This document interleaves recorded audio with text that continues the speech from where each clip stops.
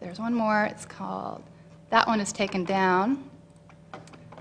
Probably anytime you look for things like these, you will find, there's one more.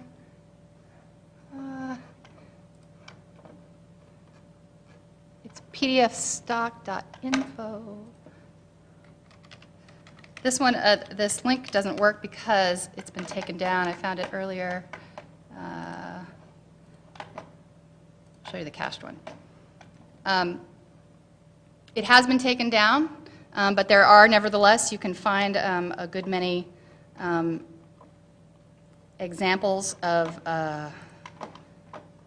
commercials, companies that will, sometimes they charge for your work, but more often what they do is they create a site that is that runs on ads, and they'll get ad content from your. Oh, here we go. That's me. pdf.info. I've lost this link. I'll look for it and I'll find it again. Nevertheless, it's the case that a lot of commercial sites will take free content that has been shared with a Creative Commons license like mine has, and make money from it. Again, I feel this is not something that in a way worries me. There are instances as well of all kinds of public domain content being sold. I think that that's actually something that you have to understand is going to happen when you put things into the public domain or make them available with a Creative Commons license. But I think there are people who would worry about that as a consequence of putting scholarship online. You can, if you like, using a Creative Commons license your work so that it can't legally be used in that way, but it's difficult and the law is fuzzy in that regard. More generally, putting content online with commercial companies, very often we at that camp, I'm a big user of Google Docs, I'm a big user of Twitter, I'm a sometime user of Flickr. All of these sites, of course, are commercial organizations. We're contributing data to them. We're enriching them. So far, I think there haven't been too many negative consequences from this, but it depends on who you're talking to. This is Flickr Commons. Flickr Commons is awesome. I love it. That's cultural heritage institutions from around the world have uploaded their public domain images and so on to Flickr in a space that is specifically reserved for those public domain images. What's wonderful and awesome about this kind of thing is that very often you get comments on the images. Here's some that is actually contributing information to our knowledge about what this document is, and that happens all the time on Flickr Commons. But the problem is that those comments are very difficult to get out of Flickr. They're really data that Flickr is aggregating and not exactly owning, but certainly maintaining control of. So if we're putting a lot of content online and we're doing it with commercial services, it behooves us to be a little bit afraid sometimes of whether or not we're going to have control over that data. I'll show you another great example of putting primary sources online. I was talking a little bit about putting scholarship online, but I also wanted to talk about putting primary sources online. That's what Flickr Commons is for. But there are also a number of different projects where putting content online has had amazing positive repercussions.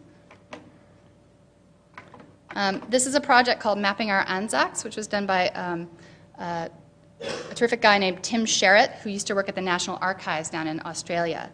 The National Archives had a number of service records for a number of, basically all of the service records for soldiers who fought in World War I in Australia and New Zealand. They built an amazing site with this. They digitized this information. It was structured data. You know, they scanned the images of these service records, but then also entered the data so that they could be searched and so on. This is what these service records look like. Right here we're in NAA.gov, the National Archives of Australia catalog. What Tim Sherratt has also done is created a what he calls a scrapbook site. And what you may be able to see here is that although this is in the National Archives catalog, and this looks like it is, this actually isn't in the National Archives catalog. This is on Tumblr.com. And the reason this is on Tumblr, this is, here's the service record that was part of the National Archives. The scrapbook entries all go to Tumblr. Someone else has uploaded this photo. This is user-contributed content that is enriching the service record for Charles Cracknell. But the reason it's hosted on Tumblr and not on the National Archives of Australia site is because the National Archives was very worried about the possibility of there being wrong information contributed. When Tim, asked, "Hey, can I allow people to comment on these things, add information, upload, additional files for these?" They said, "No, we don't want to take responsibility for preserving that, and we don't want to take the responsibility for any kind of vandalism that might occur." As it turns out, this was probably a little bit of a Perils of Pauline fear, in the sense that most of the stuff that's in the scrapbook is pretty amazing, and it's an amazing resource for people who are interested in their family history in Australia. They go back and they find the service records of their ancestors and they upload information about it. But again, it's information that is on Tumblr.com, a commercial service, not in a nonprofit environment. I wanted to talk about one last thing before I stop.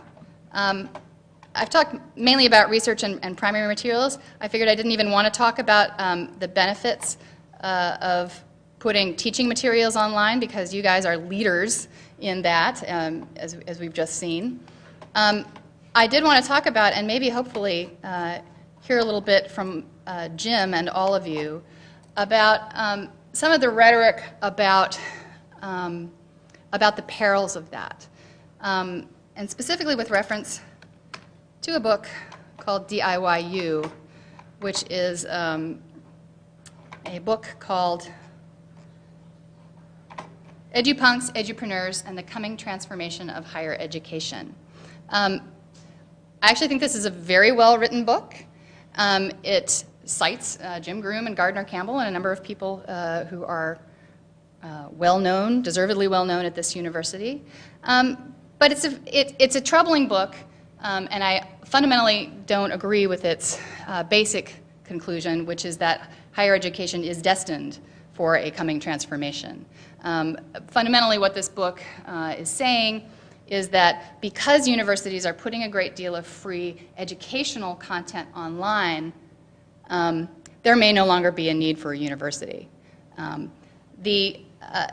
As I say, again, I think this is it's a very careful book. It's a very scholarly book, although Anya is really a journalist, but she's done a very good job of going out and finding a lot of different examples of what's happening, both in the edupunk movement, a movement that is largely associated with putting stuff online for free, but she's also saying, well, the movement for putting educational materials online not for free, but explicitly for profit, she really kind of links those two movements together and says that because of both of these things, both of these movements, online stuff for free coming out of universities and online stuff for pay coming from the for-profit sector, both those things are likely to make universities eventually irrelevant.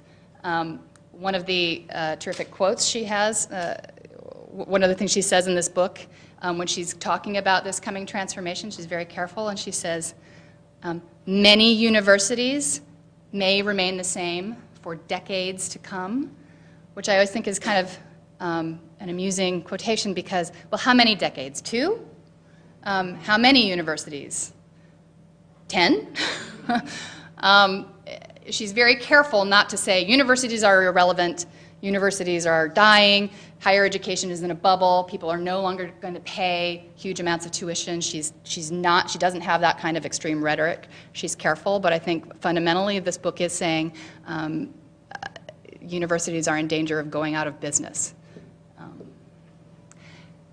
Interestingly, and I think Jim I know Jim is highly aware of this, the appendix to this book, which is I think about at least a year old, year and a half by now. The appendix to this book is a guide for educating yourself.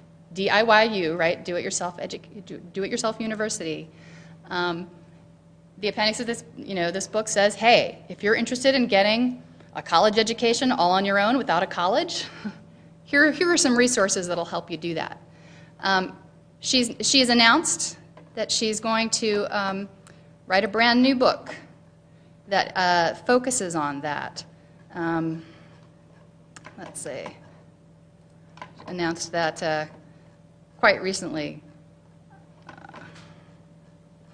It's down here in a minute. Her next book, I can't find the announcement of this on here, but her next book is exclusively about that. It's essentially expanding that appendix to be all about, it's a guide to educating yourself without a university. And I think that's troubling. I'm disinclined to think that it will work. I'm worried because I don't know if this might be true, that the internet is making libraries and universities irrelevant. I think that's almost certainly not true, but I have to say I'm a little scared. I'm a little scared. Okay, with that, I wanted to open the floor up to you. I'm sorry to have depressed you all, but I would welcome your input as to which of these fears may be overblown, which of these fears may be legitimate, sincerely to be worried about, and which I may have missed, and what we might do about any of it. Yeah. Yes? Oh. I was just wondering why it is that you're scared that universities would, become irrelevant. I mean, specifically, besides, yeah. Okay, well, a lot of reading in the higher education news, probably, and the technology news. So not only, I mean, this book, DIYU... well, I mean, okay, sorry. No, I can give you just a few more examples, too. So DIYU lists a whole lot of for-profit startups.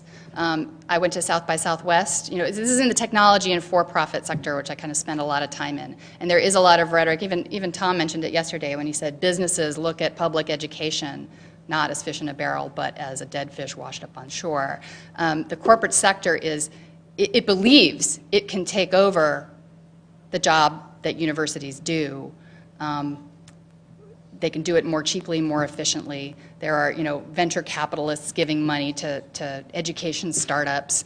ConU is a sort of a well-known venture, which is a guy who puts recorded lectures up on YouTube. He's gotten a lot of attention, a lot of praise from people like Bill Gates. Bill Gates is actually funding Anya Kamenetz's book, the new one that she's mentioned. I think, what would the effect be, if universities were to become irrelevant, on society? I mean, why would that be such a terrible thing? Oh, yeah, okay. I know, I get it. Right. I understand, No, yeah. Let's talk about it, because, No. I mean,